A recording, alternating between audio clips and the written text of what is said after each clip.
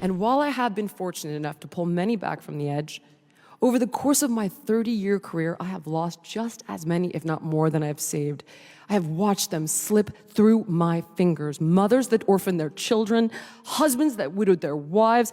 I have even watched parents forced to suffer the unthinkable loss of their adult children. There are not words to express the sadness I have felt and the fury, knowing that they were literally sacrificed at the altar of unchecked corporate greed.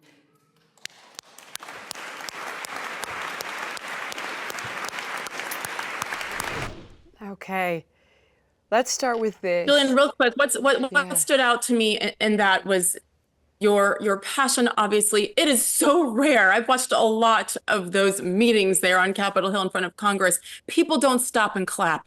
You got a standing ovation at the end of your testimony, but at that moment, tell me what you were feeling as you were able to share something so important to the world. I was feeling like my entire career had led up to that moment, and I better not blow it. Honestly, all of the frustration, all of the anger, all of the sadness was being channeled into this moment where you're sitting in front of the people who can effectuate a systemic change that we need so desperately, and I'll explain that in just a moment. But it really has been building up to this stage. In fact, I'll explain it now. And the reason I say that is because obviously I want, and we desperately need for people to take agency, right? We want them to eat less. We want them to move more. We want them to use common sense with their food choices. However, you've got 10,000 chemicals in our food here in America, and only 400 of those chemicals in Europe or Canada. Roughly 1 in 30 kids is diagnosed with autism. 79% increase in early onset cancer diagnosis over the past 30 years. A 30-year-old man today has the testosterone levels of a 50-year-old man 30 years ago. Teens have fatty liver disease. 74% of the population is overweight or obese. We've got more autoimmune conditions. Infertility is going up at a rate of 1% a year. The numbers are unprecedented. Everything is going up all at the same time. And it isn't just people who are overweight or obese. It's also skinny people that are getting very sick. And that's the point that we're trying to make is while people are trying to take matters into their own hands, they need systemic change.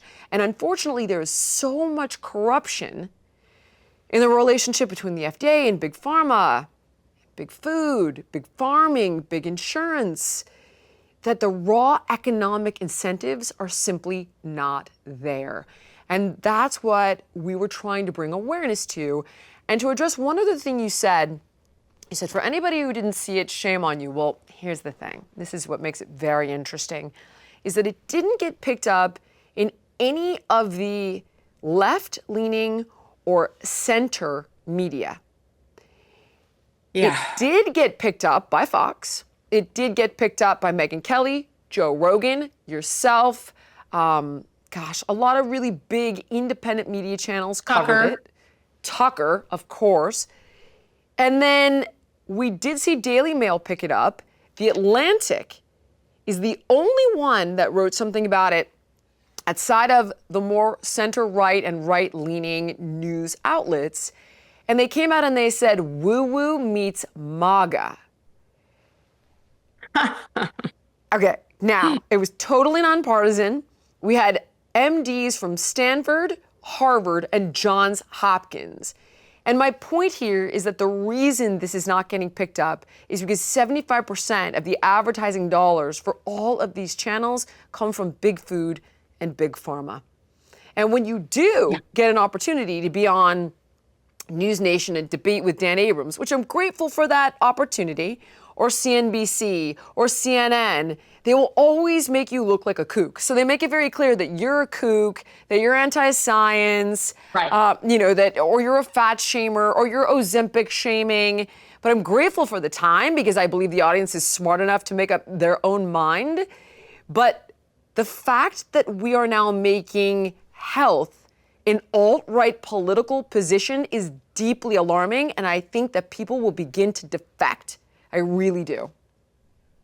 You know, it's interesting because within the last 24, 48 hours, Frank Luntz, of all people, came out and tweeted a graphic about how more people are identifying as Republican, 48% to 45% Democrat for the first time in decades.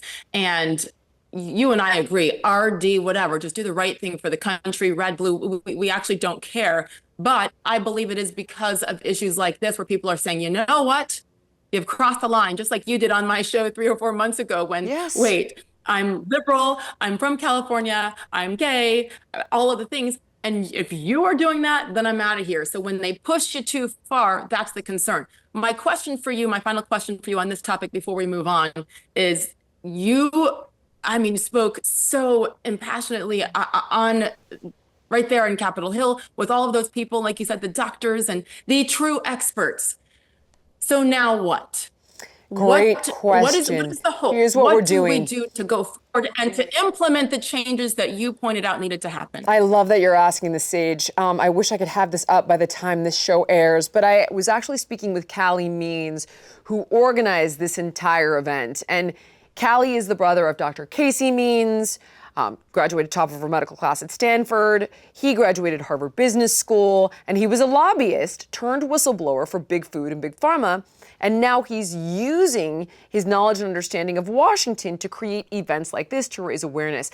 The goal from here on out is to create some grassroots actionable steps for people listening and following along. So it's like, here's a form letter, send it to your representative, copy, paste, here's how you find your representative.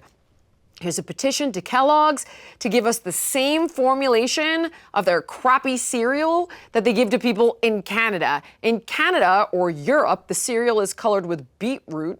Here it's red 40. Carrots, here it's like blue 1, because the more neon it is, the more profitable it is, because kids will eat it. So yes, sign this petition, and then we're going to start cracking down on specific companies, because a gentleman by the name of Jason Carr, who he's absolutely brilliant, but he's invested strategically in many of these different food companies, and he's going to guide us so that, let's say we boycott General Mills. He goes, if you make just a 5% dent in their bottom line, he goes, they will change like that. So if we can strategically tell people, great, until there's change, nobody's buying cereals from General Mills. They will make a change lightning fast.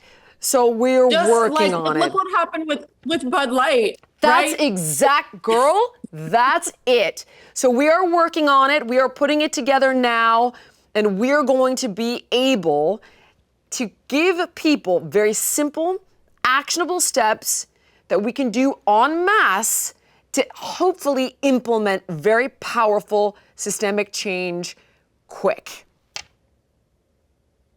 I love it. And again, I tried to put myself in your shoes, and it's impossible because I could feel the emotion with which you were speaking, and all your life to lead to that moment, from that little girl who was scared and obese and got into martial arts, and that's how your life changed, and now you're changing millions more. So thank you for what you did. And now onward. And so you'll send that out via your social media channels.